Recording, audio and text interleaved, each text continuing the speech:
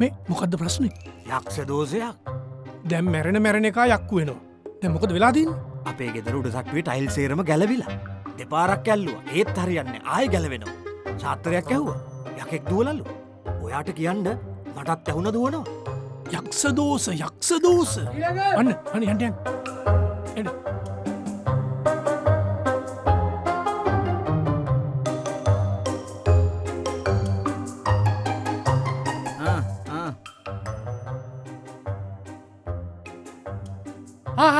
ආපු වැඩේ.